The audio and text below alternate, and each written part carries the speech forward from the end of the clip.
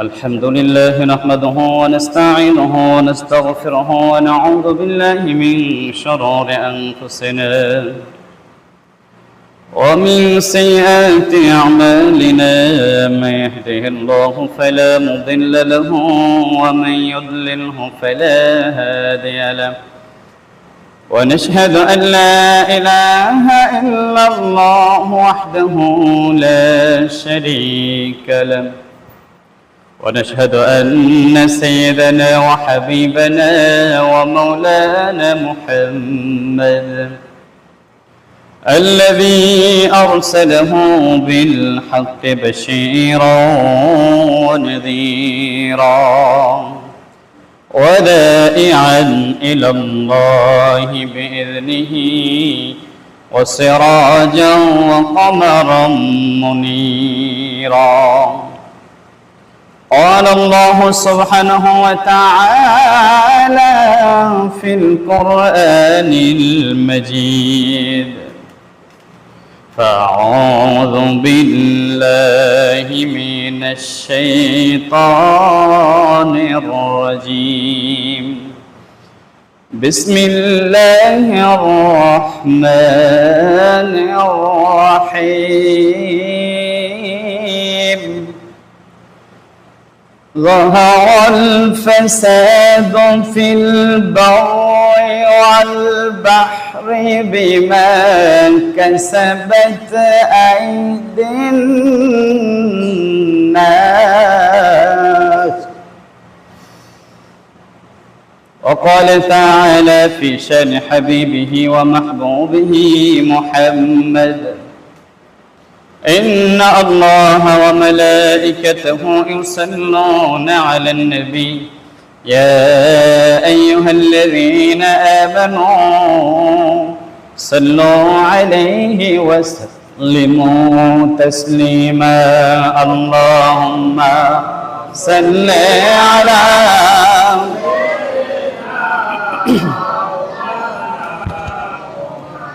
وعلى آل سيدنا مولانا মুমিন মুসলিম গণ প্রভুর কাছে ক্ষমা চাও রে বিপদ মুসিবতে প্রভুর কাছে বড়ে বড়ে ক্ষমা চাও রে আল্লাহুম্মা সাল্লি আলা مولانا محمد وعلى آل سيدنا مولانا بلغ العلا بكماله كشف الدجى بجماله حسنت جميع خصاله صلوا عليه الصلاة والسلام عليك يا رسول الله الصلاة والسلام عليك يا حبيب الله الصلاة والسلام عليك يا شفيع المذنبين الصلاة والسلام عليك يا رحمة للعالمين الحمد لله আল্লাহ জাল্লা শানুহু দরবারে অসংখ্য শুকরিয়া যে রব্বুল আলামিন আমাদেরকে আল্লাহ তাআলার ঘরের মেহমান করে জুমাবারে মসজিদে আসার তৌফিক দান করেছেন শুকর গুজার চিত্তে সকলে উচ্চ আওয়াজে পড়ে আলহামদুলিল্লাহ আমাদেরকে সুস্থ রেখেছেন কে আল্লাহ এখানে আসার সুযোগ দিয়েছেন কে আল্লাহ এই যে রোদ্রের তাপমাত্রা বাড়ায় দিয়েছেন কে আল্লাহ কমায় দিতে পারেন কে আল্লাহ আরো জোরে আওয়াজ দেয়া পারেন সবকিছুর মালিক কে আল্লাহ বিপদ থেকে কঠিন মুসিবত থেকে উদ্ধার করতে পারে একজন তিনি কে আল্লাহ পৃথিবীর মানুষের ক্ষমতা নাই কাউকে বিপদ থেকে উদ্ধার করতে পারে অথবা বিপদের মধ্যে ডুবায় দিতে পারে কথা বলেন ঠিক কিনা যদি পারত তাহলে তারা আবহাওয়াকে নিয়ন্ত্রণ করতে পারত কথা বলেন ঠিক কিনা বিশ্বের কোথাও পারে নাই পারবেও না যারা ফাজলামি করেছে রব্বুল আলামিন তাদের ফাজলামির জবাব এমন ভাবে দিয়েছে ওদেরকে এমন ভাবে অপদস্থ করেছে তখন আর হুঁশ পায় নাই কথা কোন ঠিক কিনা যেমন এই যে আবহাওয়া নিয়ে যারা সিনিবিনি করতেছে কুয়েত কাতার এরা বৃষ্টি অটোমেটিকলি বানাচ্ছে। আল্লাহ বলে আমার কুদরতের উপরে হাত দিচ্ছ, 12টা বানায় দেবো। এমন বৃষ্টি দিছে, রেকর্ড সারা বৃষ্টি দিয়ে দিয়েছে, ওদের গাড়ি বাড়ি সব বৃষ্টির পানি দেয়া তলায় দিচ্ছে। আল্লাহ আকবার বলতেন না? ওই আল্লাহ কি বাংলাদেশের জন্য কঠিন বিপদ, কঠিন মুসিবত উদ্ধার করে দিতে পারে কি পারে না বলেন? আবার ফাজলামি করলে থাপ্পড় মাইরা দাঁত ফালা দিতে পারে কি পারে না বলেন? রব্বুল আলামিন কোরআনুল কারীমে এমন কিছু নাই যা বলেন নাই। বান্দার জন্য যা প্রয়োজন পৃথিবীর শুরু থেকে কিয়ামত পর্যন্ত রব্বুল আলামিন সব কিছু কোরআনে বলে দিয়েছে। সুবহানাল্লাহ। রব্বুল আলামিন কোরআন কারীমের মধ্যে বলছেন, যাহারাল ফাসাদু ফিল বাররি ওয়াল বাহরি বিমা কাসাবাত আইদিন নাস।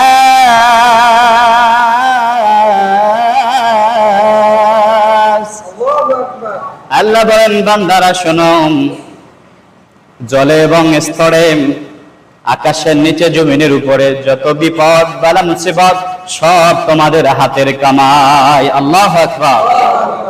ওয়াল্লাহু ইউরিদু যুলমাল লিল ইবাদ।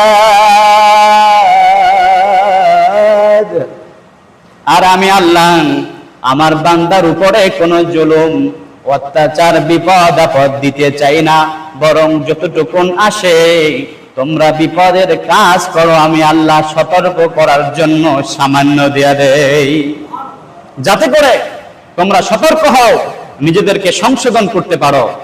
হাদিস শরীফ এসেছে সুনানে ইবনে মাজাহ 4019 নম্বর হাদিস। আল্লাহর হাবিব সাল্লাল্লাহু আলাইহি ওয়াসাল্লাম বলেন, 5টি কারণে পৃথিবীর জমিনে বিপদ আপদ চলে আসে। পড়েন নাউজুবিল্লাহ। 5টি কারণ আল্লাহর হাবিব সাল্লাল্লাহু আলাইহি ওয়াসাল্লাম আমাদেরকে জানালেন।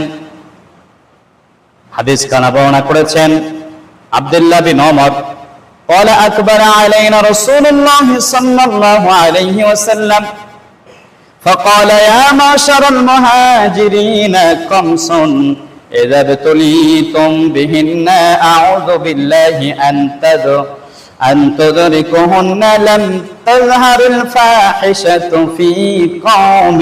الله أكبر.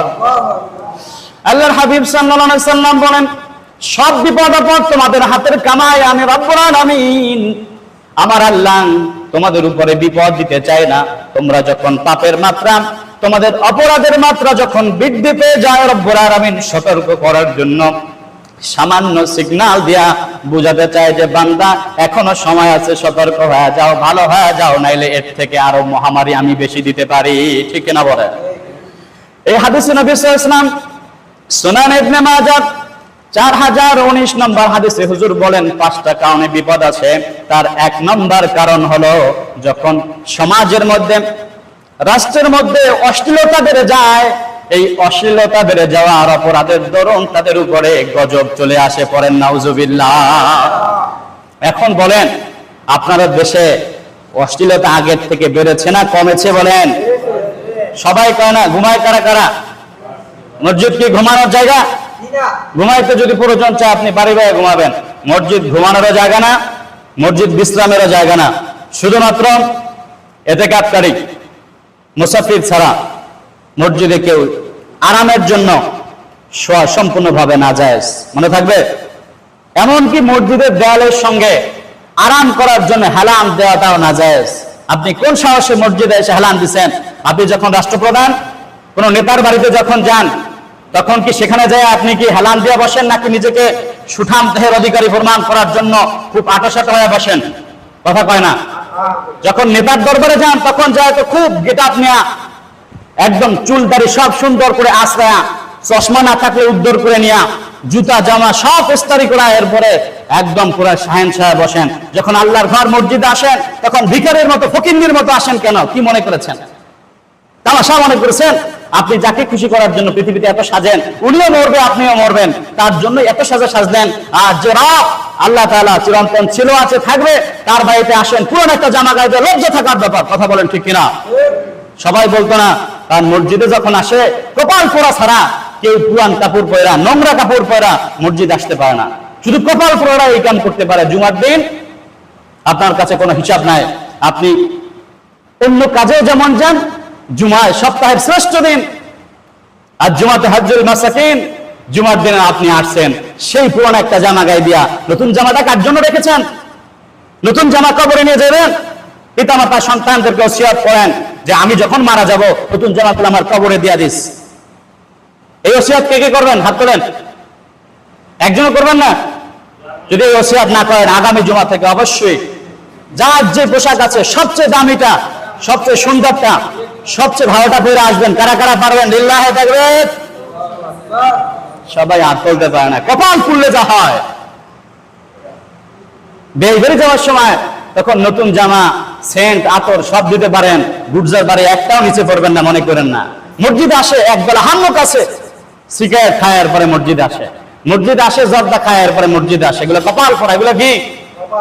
আল্লাহর ঘরে আসতেছে আর এই কপাল ফোড়ায় তখন শরীর থেকে দুর্গন্ধ বের হচ্ছে, এমন কিছু সেবন করে আসতেছে। এরা আবার মুসলমান দাবি করে, অথচ এক মুসলমান আর এক মুসলমানকে কষ্ট দেওয়া কবিরা গুনাহ। কি বলেন? কবিরা গুনাহ। আপনি কবিরা গুনাহ করে মসজিদে আসছেন, আর আপনি বলছেন আমি মুসলমান, আর আপনি বলছেন আল্লাহ বৃষ্টি দেন, রহমত দেন। আপনার মতো নাফরমান হাত তুললে তো বৃষ্টির বদলে আরো গরম বাড়বে। কেন? মুসা আলাইহিস সালামের জামানায় আল্লাহর নবী মুসা আলাইহিস সালাম দোয়া করতেছেন, অনেক মানুষ মজলিসের ভিতরে।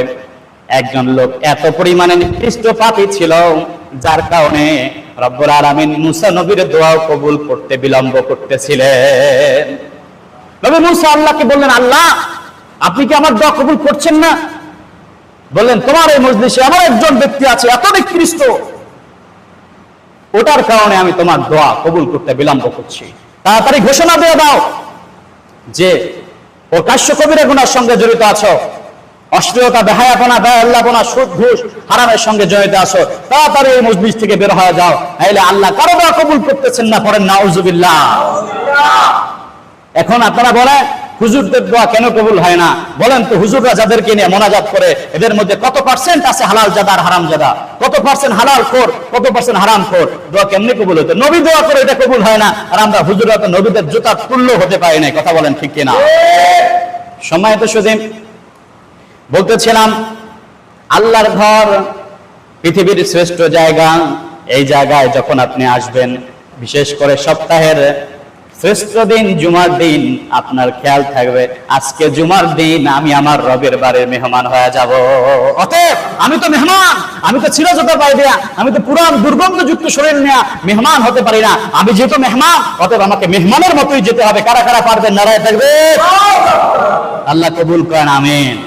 আমাদের দায়িত্ব বলার, ওমা আলাইনা ইল্লাল বালাগ। আপনারা মানলে মানলেন, না মানলে না মানলেন, সময় মতো হিসাব দিতে হবে। কথা কোন ঠিক কিনা? আল্লাহ বলেন, কিরামান কাতিবিনা ইয়ালামুনা মা তাফআলুন। সুবহানাল্লাহ। এরপর না আলমদের বিরোধিতা করো, ইসলামের বিরোধিতা করো, কোরআন হাদিসের বিরোধিতা করো, নামাজ পড়তে লোকদেরকে বাধা দাও। দুজন ফেরেশতা তোমার সাথেও আছে, আমার সাথেও আছে। তোমারটা তোমার হিসাব লিখছে, আর আমারটা আমার হিসাব লিখছে। আমার হিসাব তোমার কাঁধে চাপানো হবে না, তোমারটাও আমার ঘাড়ে উঠায় দেওয়া হবে না। কিয়ামতের দিন দেখা হবে কত বড় অফিসার ছিল, কত বড় দরবেশ আর বুজুর্গ ছিল, ইসলামের পক্ষে কতটুকুন করেছো, বিপক্ষে কতটুকুন করেছো, পাই টু পাই হিসাব দিয়ে এরপরে আল্লাহর জান্নাতে যেতে হবে। কথা বলেন ঠিক কিনা? সম্মানিত সুধী, মুসলমানের দেশ, আমরাও মুসলমান, কিন্তু বাংলাদেশের শ্রেষ্ঠ বিদ্যাপীঠ ঢাকা ভার্সিটি, সেখানে অধিকাংশ শিক্ষকরাই মুসলমান। কিন্তু বৃষ্টির জন্য, এই বিপদ থেকে, মহামারী থেকে বাঁচার জন্য ছেলেপেলেরা নামাজ পড়বে, অনুমতি চাইলো, বলে অনুমতি দেওয়া যাবে না। তারা উঠবে কিয়ামতে, আর আমরা উঠবো। আমরা আল্লাহর দরবারে বিপদ থেকে বাঁচার জন্য পানা চাই, নামাজ পড়ি, আর ওরা নিজেরা তো নামাজ পড়ে না, পানাও চায় না। আবার ভালো কাজে যারা করতে চায় তাদেরকে বাধার সৃষ্টি করে। আল্লাহ বলেন, উলাইকা হুমুল কাফিরুন, আর ওই সকলরাই কাফের। করেন নাউজুবিল্লাহ। কাফের শুধুমাত্র হিন্দু, বৌদ্ধ, খ্রিস্টান এগুলা, বরং যারা আল্লাহর দ্বীন প্রতিষ্ঠায়, কোরআন প্রতিষ্ঠায়, নামাজকে প্রতিষ্ঠা করতে বাধার সৃষ্টি করে, যাকাত আদায় করতে বাধার সৃষ্টি করে, অন্যায় পথে বাধা দিতে বাধার সৃষ্টি করে, এরাই কাফের। করেন না নাউজুবিল্লাহ। শুধুমাত্র দাড়ি টুপি জুব্বা আর মসজিদের সামনের কাতারে এসে হাজারবার তাসবিহ দানা জপলি মুসলমান হওয়া যায় না। মুসলমান হতে হলে আল্লাহর কোরআনের পরিপূর্ণ বিশ্বাস আর আমল থাকতে হয়। কথা বলেন ঠিক কিনা? সম্মানিত সুধী, রব্বুল আলামিনের হাবিব সাল্লাল্লাহু আলাইহি ওয়াসাল্লাম বললেন, যখন সমাজের মধ্যে অশ্লীলতা বেড়ে যায় তখন তোমাদের উপরে গজব চলে আসে। আর এই গজব কি জানো? বিভিন্ন রকমের নানাবিধ অসুখ বিসুখ দেখা দেয়, যে রোগগুলো ইতিপূর্বে তোমাদের বাপ দাদারা শুনে নাই। এখন যে রোগ, এই যে করোনা মহামারী গেল, এরপরে বিভিন্ন রকমের ভাইরাস জনিত সমস্যা, বিভিন্ন রোগ শোক, এগুলো কি আপনাদের বাপ দাদারা শুনেছিল? কথা কয় না, শুনছিল? আল্লাহ রাসূলের হাদিস 100% গ্যারান্টি। এরপরে হুজুর সাল্লাল্লাহু আলাইহি সাল্লাম আমাদের জন্য সতর্ক বানিয়ে দিয়েছেন। আল্লাহর হাবিব সাল্লাল্লাহু আলাইহি সাল্লাম বলেন, দ্বিতীয় নম্বর কারণ হলো যখন লোকেরা ব্যাপক পরিমাণে সুদ খাবে এবং একজন আরেকজনের উপরে জুলুম করবে, দ্বিতীয় নম্বরে গজব হলো তাদের উপরে আমি জালিম বাদশা চাপায় দেব। বলেন, এদেশে সুদ খায় কত পার্সেন্ট লোক? বেশি না কম? সুদ খায় না এমন হিসাব করলে শতকরা 10 জন পাওয়া মুশকিল হয়ে যাবে। কথা কন ঠিক না? কিভাবে সুদ খায়? কিস্তির নামে, লোনের নামে, ইন্টারেস্টের নামে, এরপরে আরো কত কি আছে, আশা নিরাশা, বিরাট ডাক দিয়ে যায়, আরো কত কি সহযোগিতার নামে মুসলমানদের ঘরে ঘরে সুদ স্পষ্ট ভাবে প্রকাশ্যে ঢুকা দিচ্ছে। কথা কন ঠিক কিনা? তোমরা নামাজ পড়বা, দোয়া করবা, দোয়া আকাশ আর জমিনের মাঝখানে গিয়া লটকায় থাকবে, দোয়া আসমানে আল্লাহর দরবারে পৌঁছবে না। কারণ তোমরা সুদের সঙ্গে জড়িত হয়েছ, কারণ তোমরা জুলুমের সঙ্গে জর্জরিত হয়েছ, তোমরা সমাজের মধ্যে অশ্লীলতা ছড়ায় দিছো। কথা কন ঠিক কিনা? সারা দেশের সব মিলেও যদি সিজদা আল্লাহরে বলে, আল্লাহ বৃষ্টি দান, গরম বন্ধ করেন, দোয়া আসমানে যায় না। কারণ যে হুজুর দোয়া করে ওই হুজুরের হাদিয়া সুদখোর দিতেছে। কথা কন ঠিক কিনা? যে হুজুরের সঙ্গে হাতে হাত রেখে মোনাজাতে শামিল হচ্ছে, ওদের মধ্যে অধিকাংশ আছে সুদখোর, ঘুষখোর, জিনাকার, অশ্লীলতায় জড়িত। ওর মেয়ে, ওর স্ত্রী হাটে বাজারে বাপড্ডা হয়ে ঘোরাফেরা করে, ও নিজে যা ইনকাম করে অন্যের উপরে জুলুম করে। ও কয়েকদিন আগে ভোট চুরি করে এরপরে ক্ষমতায় গেছে। ও যখন হাত তুলছে, বৃষ্টি আসবে না, বরং বৃষ্টির বদলে গরম আরো বাড়বে। কথা বলেন ঠিক কিনা? দোয়া কাদের দিয়ে করতে হবে? আজ লোকেরা আলেম ওলামাদেরকে সম্মান করতে চায় না, তাদের কাছে দোয়ার জন্য যাইতে চায় না, বলে আমরা সব করব। পদ্মা সেতুর কোরআন তেলাওয়াতে সেখানে হুজুর লাগে নাই। আল্লাহ বলেন, হুজুরদেরকে বাদ দিয়া তোমরা সফল হইতে চাও? সম্ভব না। টাকা দেখো, করোনা দিয়া সবগুলোরে মেসমার করে দিছি। কথা কন ঠিক কিনা? শুধু এইটাই শেষ না, 24 সনের তোমাদের এই এপ্রিলের শেষের দিকে এমন গরম দিয়া দিলাম, প্রত্যেকটা এখন টের পাচ্ছে আল্লাহর সঙ্গে ফাজলামির মজা কারে বলে। কথা কন ঠিক কিনা? উন্নয়নের ছোট দিশা পাও না, রাস্তা কালভার্ট ব্রিজ সব করছো, বলো এদেশের ঢাকা ভার্সিটির শিক্ষকরা ছাত্ররা সবাই মিলে কেন নামাজের অনুমতি চাওয়ার পরে অনুমতি পায় নাই? তোমরা কি মুসলমান নাকি মুসলমান নামদারি মুনাফিক? নিজের বিবেকের কাছে প্রশ্ন করো। সম্মানিত সুধী, এরপর আবার ওদেরকে যারা সমর্থন করে এরাও ওদের দলের লোক। কথা কন ঠিক কিনা? সুদ যে খায়, যে সুদ দেয়, যে সাক্ষী থাকে, 3 জন সমান অপরাধী। কথা বলেন ঠিক কিনা? ঘুষ যে খায়, ঘুষ যে দেয়, যে ঘুষের পক্ষে সহযোগিতা করে, 3 জন সমান অপরাধী। কথা কন ঠিক কিনা? সম্মানিত সুধী, এই কাজ করার পরে এরপরে আবার আপনারা দাবি করেন মুসলমান। কি করে মুসলমান দাবি করেন? মুসলমান এত সস্তা না। মুহাম্মদুর রাসূলুল্লাহ গোটা বিশ্বজগতের সব মানুষের সম্মান মর্যাদা যদি এক পাল্লায় রাখা হয়, আল্লাহর হাবিব মুহাম্মদুর রাসূলুল্লাহ সাল্লাল্লাহু আলাইহি ওয়াসাল্লামের জুতা মোবারককে যদি আরেক পাল্লায় রাখা হয়, আমার নবী মুহাম্মদুর রাসূলুল্লাহর জুতা মোবারকের মর্যাদা অনেক গুণ বেশি হবে। সুবহানাল্লাহ। মুহাম্মদ সাল্লাল্লাহু আলাইহি ওয়াসাল্লামের চাইতে জ্ঞানী মানুষ পৃথিবীর জমিনে ছিল না, আর হবেও না। মুহাম্মদ সাল্লাল্লাহু আলাইহি ওয়াসাল্লামের চাইতে বুদ্ধিমান মানুষ পৃথিবীর জমিনে ছিলও না, আর আসবেও না। মুহাম্মদ সাল্লাল্লাহু আলাইহি ওয়াসাল্লামের চাইতে কোরআন বেশি বুঝে এমন মানুষ ছিল না, আর থাকবেও না। কথা বলেন ঠিক কিনা? মুহাম্মদ সাল্লাল্লাহু আলাইহি ওয়াসাল্লাম যখন কোরআনের দাওয়াত দিল, মুহাম্মদ সাল্লাল্লাহু আলাইহি ওয়াসাল্লামকে ওই সমাজের বুদ্ধিজীবীরা, টাকাওয়ালারা, সম্পদশালীরা, ক্ষমতাসীনরা সুস্থে থাকতে দেয় নাই। মুহাম্মদুর রাসূলুল্লাহর শরীরের প্রত্যেকটি পশমের গোড়া থেকে এত জোরে পাথর মেরেছে, আল্লাহর হাবিবের শরীর রক্তে রঞ্জিত করেছে। ঠিক কিনা বলেন? আজ ওই কাফের আর উত্তর সূরা আছে না নাই? কথা বলেন। ওই সময় কাফেররা মুহাম্মদ সাল্লাল্লাহু আলাইহি ওয়াসাল্লামকে বাধা দিত, তার পথ আটকায় দিত, তাকে দেশ ছাড়া করত, কষ্ট দিত, পাথর মারত। আর এই সমাজের কাফেররা আর কাফের উত্তরসূরিরা মুহাম্মদ সাল্লাল্লাহু আলাইহি ওয়াসাল্লামের আনিত কোরআন, মুহাম্মদ সাল্লাল্লাহু আলাইহি ওয়াসাল্লামের দেখানো পথে যারা দাওয়াত দেয়, ওই সকল লোকদের তারাও বাধার সৃষ্টি করে, কষ্ট দেয়, জেল জরিমানা সহ নানাবিধ অত্যাচারের মধ্যে ডুবায় দেয়। আল্লাহ বলেন, একদল লোক আছে যারা আখিরাতেও বিশ্বাস করে, আল্লাহরেও মানে, কিন্তু আল্লাহ বলেন ওয়ামা হুম বিমুমিনিন। আল্লাহু আকবার। আখিরাতেও বিশ্বাস করে, আল্লাহরেও মানে, নামাজও করে, রোজাও থাকে, কিন্তু যখনই কোরআনের হকের পক্ষে কেউ কথা বলে, তার কণ্ঠকে চেপে ধরার জন্য যা করা দরকার তাই করে। এরা প্রকৃত মুসলমান নয়, এরা মুমিন না, এরা কাফের। নাউযুবিল্লাহ। সম্মানিত হাজিরিন, এবার নিজের বিবেকের কাছে প্রশ্ন করেন, আপনারা কি মুমিন হতে চান না কাফের হয়ে মরতে চান?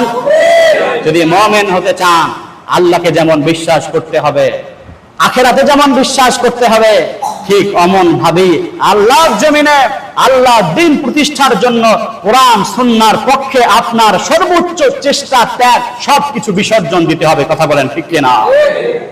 আপনি নামাজ পড়ছেন দৈনিক 5 ওয়াক্ত, তাহাজ্জুদ পড়ছেন আপনি একেবারে 12 রাকাত, একটাও বাদ যায় না, কিন্তু যখন আপনার সামনে বলা হয়, বেটা আসো সকলে মিলে কোরআনের পক্ষে একটা স্লোগান দেই, একটা মিছিল করি, কোরআনের পক্ষে একটা গর্জন দেই, তখন বলে আমরা এই দলে নাই, আমরা জঙ্গিবাদে বিশ্বাস করি না, আমরা গরম কথায় বিশ্বাস করি না, আমরা আল্লাহর উপরে বিশ্বাস করি। আর আল্লাহ বলে এরা আসলেই প্রকৃতপক্ষে আমার উপরে বিশ্বাস করে না।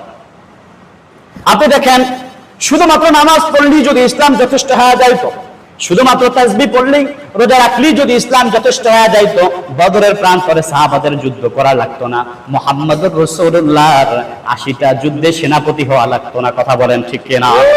যদি তাসবিহ পড়লে, নামাজ পড়লেই যদি পরিপূর্ণ ইমানদার হওয়া যাইতো, তাহলে নবীর কলিজার টুকরা 4 জন সাহাবা, আবু বকর, ওমর, ওসমান, আলী, কেউ স্বাভাবিক ইন্তেকাল করতে পারেন নাই। হযরত আবু বকরকে তারা নির্যাতন করেছে, ওমরকে তারা হত্যা করেছে, ওসমানকে তারা হত্যা করেছে, হযরত আলীকে হত্যা করেছে, নবীর কলিজার টুকরা হাসান আর হুসাইনকে হত্যা করেছে। বলেন তো, তারাও কি পারতো না শুধু মসজিদে বৈশা তাসবিহ পড়তো আর নামাজ পড়ে কইতো আল্লাহ বৃষ্টি দাও, আল্লাহ আম করে মাফ করতো? পারতেন কিনা বলে? কেন তারা জিহাদের ময়দানে শামিল হলেন? তারা কি ইসলাম বুঝতো না? তাদের থেকে কি আজকাল যারা বিশ্বের মধ্যে ওলামা স্কয়ার আছে, ওনারা ইসলাম বেশি বুঝে? বলেন আপনারা, ইমাম হাসান আর হুসাইনের চাইতে ইসলাম বেশি বুঝে? আকাশের নিচে জমিনের উপরে একজন আলেম কি পাওয়া যাবে? হযরত আবু বকরের চাইতে, ওমরের চাইতে, ওসমানের চাইতে, আলীর চাইতে ইসলাম বেশি বুঝে এমন একজন মানুষ কি পৃথিবীর জমিনে কোনোদিন পাওয়া যাবে? কেমনে পাওয়া যাবে? রাসূল তো বলেই দিয়েছেন, আনা খাতামুন নবিয়্যিন লা নাবিয়্যা বাদি, আমি শেষ নবী, আমার পরে নবী আসবে না। লাউ কানা নাবিয়্যাম মিন বাদি লাকানা ওমর, আমি নবীর পরে যদি কেউ নবী হওয়ার সম্ভাবনা থাকতো, তাহলে ওমরকে আল্লাহ নবুয়তি দেয়া দিত। সুবহানাল্লাহ। আর কোন পাগলকে, মাথা খারাপকে, নির্বুদ্ধি লোককে আল্লাহ নবুয়তি দেন না, বরং নবুয়তি আল্লাহ পাক যাকে দেন, ওই সমাজের শ্রেষ্ঠ মেধা, শ্রেষ্ঠ গুণ, শ্রেষ্ঠ সৌন্দর্য, সর্বোচ্চ সম্মানের অধিকারী ব্যক্তিকে আল্লাহ নবুয়ত দান করেন। পড়েন সুবহানাল্লাহ।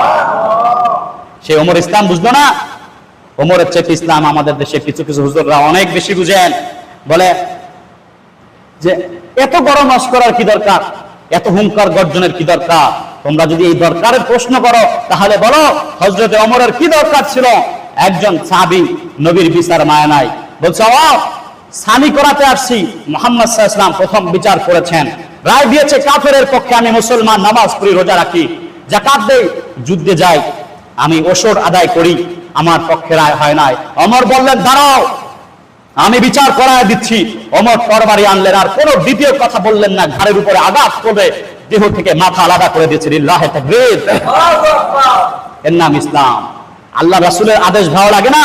রাসূলের নিদর্শন মজা লাগে না, রাসূলের আদর্শ মজা লাগে না, এরপরে আসবা মন মতো করতে, তোমার মুসলমানিত্বের 4 পয়সার দাম নাই। কথা বলেন ঠিক কিনা? সমাজের মধ্যে অন্যায়, অশ্লীলতা, জুলুম, বেহায়াপনা, নির্যাতনে সব ভরপুর হয়ে যাচ্ছে, আর তুমি দরবেশ মসজিদে তাসবিহ পড়ো। কেন তুমি মাঠে নেমে, ময়দানে নেমে কথা বলো না হকের পক্ষে, অন্যায়ের বিরুদ্ধে? তোমার এই ঈমান আল্লাহর 4 পয়সার প্রয়োজন নাই। কথা বলেন ঠিক কিনা? আপনারা আরো জানেন, বনি ইসরাইলের একজন আল্লাহর ওলি ছিলেন, খুব বেশি বুজুর্গ, রাতের বেলায় দাঁড়ায় দাঁড়ায় তাহাজ্জুদ পড়তো, দিনের বেলায় বছরে 5 দিন হারাম ছাড়া বাকি দিনগুলোতে রোজা রাখতো। কিন্তু তার চারপাশে সমাজের মধ্যে অন্যায়, অশ্লীলতা, বেহায়াপনা, সুদ, ঘুষ, জেনা, ব্যভিচার, যত অপরাধে সব চলতো, কিন্তু তিনি তাদের ব্যাপারে কখনোই সত্যের আওয়াজ বলিষ্ঠ কণ্ঠে বলতেন না। গজব চলে আসলো, ফেরেশতারা বলে, আল্লাহ, এই জমিনে আপনার একজন নেককার বান্দা আছে, যার জবানে সব সময় তাসবিহ থাকে, আল্লাহ তার ব্যাপারে কি মন্তব্য? আল্লাহ বলেন, ওরে শুদ্ধ উল্টা দাও, কারণ ওরে একারে তো তাসবিহ পড়ার জন্য দুনিয়ায় পাঠায় নাই, বরং আল্লাহ বলেন, ইন্নী জাইলুন ফিল আরদি খলিফা, পৃথিবীর জমিনে আমি তোমাদেরকে আমার প্রতিনিধিত্ব করার জন্য, আমার নেতৃত্ব দেওয়ার জন্য আমি আল্লাহর জমিনে আল্লাহর আইন বাস্তবায়নের জন্য পাঠায় দিছি। পড়েন আল্লাহু আকবার। একা একা ইবাদত করবে আর সমাজ সব অপরাধে লিপ্ত হয়ে যাবে, সে হকের পক্ষে সত্যের দাওয়াত দিবে না, মিথ্যার বিপক্ষে লড়বে না, এমন আল্লাহর ওলি আমার দরকার নাই। গজব দিয়া সব মিসমার করে দাও। পড়েন নাউজুবিল্লাহ। এই কাহিনী কি মিথ্যে না সত্য? সবাই বলে না কাহিনী কি সত্য? তাহলে আজকের যারা আলেম ওলামা আছেন, ইসলামপন্থী আছেন, যারা ইসলামের জন্য নিজের জীবন সম্পদ একেবারে উজাড় করে দিচ্ছেন, কেন আপনারা হকের পক্ষে বলিষ্ঠ কণ্ঠে সত্য কথা বলতে পারেন না? নিজের বিবেকের কাছে প্রশ্ন করুন।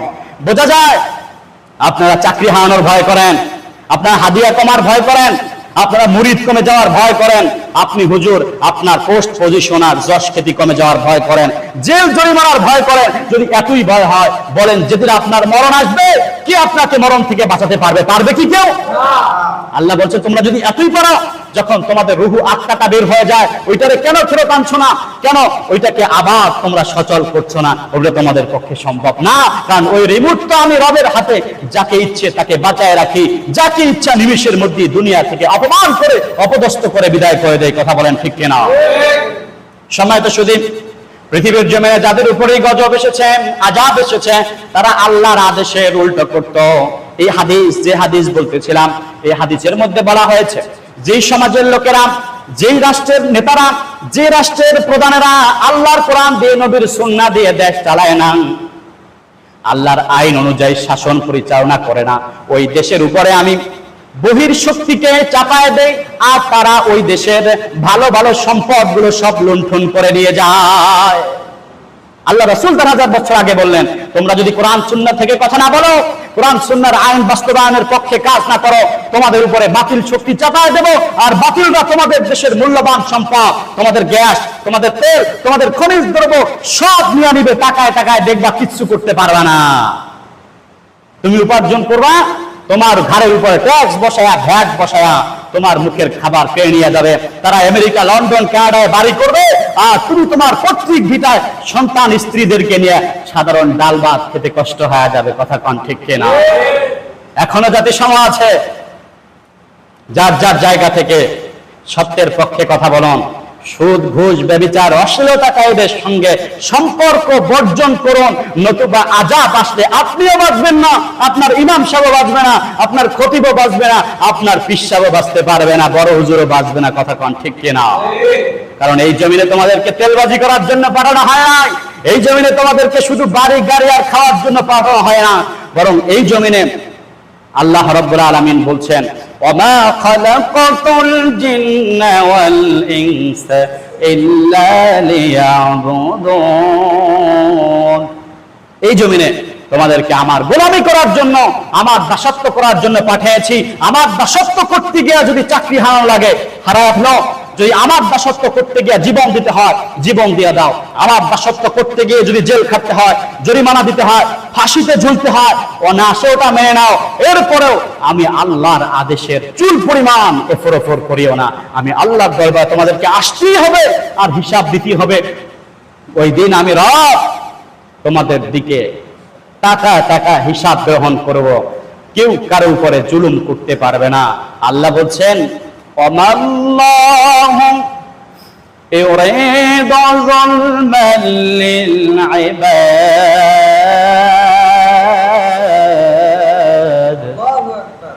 আল্লাহ বলেন আমি আমার বান্দার উপরে দুনিয়াতে জুলুম করব না আর আখিরাতেও জুলুম করব না, বরং আমি আল্লাহ ইনসাফ প্রতিষ্ঠা করব, ন্যায় বিচার করব। সুবহানাল্লাহ। আপনারা কি আল্লাহর কাছে ন্যায় বিচার পাইতে চান? সবাই চায়। কারা কারা নারায়ে তাকবীর? হাত জায়গায় রাখেন, হাত জাগান। ওয়াদাবদ্ধ হইতে হবে। এখন মুনাফিক আর মুসলমান পরিচয় হবে। 1 নম্বর শর্ত 5 ওয়াক্ত নামাজ ছাড়া যাবে না। পারবেন তো সবাই? 2 নম্বরে 100% পর্দা করতে হবে। না না, ইনশাআল্লাহ সবাই বলতে পারবে না। 3 নম্বর সুদ খাওয়া যাবে না, ঘুষ খাওয়া যাবে না, অন্যের উপরে জুলুম করা যাবে না। আল্লাহ আমাদের কবুল করেন, আমিন। সম্মানিত সুধী, এই যে অনাবৃষ্টি, প্রচন্ড গরম, আমি তো বলি আল্লাহ গরমের তাপমাত্রা আরো বাড়ায় দাও। কারণ কি?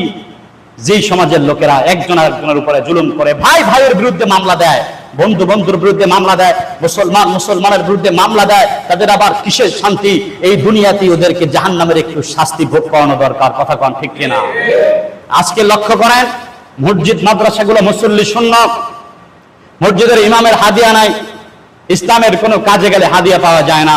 কিন্তু ওই জানোয়ার মাত্রা মুসলমান কোর্টে যখন উঠে, হাজার হাজার টাকা কোর্টের উকিলকে অনায়াসেই নাচাইতে দিতে পারে। কথা বলেন ঠিক কিনা? অথচ জানে এটা আমার জমি না, জানে এটা আমার না, এরপরেও মিথ্যা মিথ্যা শুধু নিজেদের উপার্জিত টাকাগুলো কোর্টের ওই কারা কোর্টের দালালদের কাছে পৌঁছায় দেয়। ইসলামের জন্য তারা 2 পয়সা খরচ করতে রাজি হয় না। কথা কোন ঠিক কিনা? আবার এই মুসলমান মসজিদে আইসা এরপরে মাঠে বয়া ইস্তিসকার নামাজ আদায় করে যে আল্লাহ আমরা অপরাধ করছি, আমাদের বৃষ্টি দেন। আল্লাহ তা তোদের দেবো বৃষ্টি? এই মাত্রই না তুই কোর্টে যা ঘুষ দিয়ে আসছে উকিল রে, উকিল আমি তো হত্যা করি নাই, মিথ্যা মামলা, এটা আমার পক্ষে রায় না দিবেন। টাকা যা লাগে, জমি আমার না, জমি আমি জানি আমার প্রতিবেশী ভাইয়ের, কিন্তু আমার হওয়া চাই। টাকা যা লাগে তুমি কোর্টে যায় ঘুষ দিয়ে আসছো, চাকরির সময় চাকরি নিছে ঘুষ দিয়া, ঘরের মধ্যে ভালো খাওয়ার জন্য হারামের যত রাস্তা আছে সব তুমি গ্রহণ করছো। এরপর আইসা আল্লাহরে বলছো আল্লাহ আমারে মাফ করেন। এত সহজ না ইসলাম, বরং অপরাধ ছাড়ো, গুনাহমুক্ত জীবন যাপন করো। আকাশে বৃষ্টির চাওয়া রাখবে না, আকাশের রব তোমার উপরে আপন ইচ্ছায় বৃষ্টি দিয়া দিবে। কথা কোন ঠিক কিনা? রব্বুল আলামিন আমাদের সকলকে 5টি গুনাহ, অশ্লীলতা, জুলুম, সুদ, ঘুষ এবং পর্দার পক্ষে সর্বোচ্চ পরিমাণে ত্যাগ স্বীকার করার তৌফিক দান করেন, আমিন। আসসালামু আলাইকুম ওয়া রাহমাতুল্লাহি ওয়া বারাকাতুহু।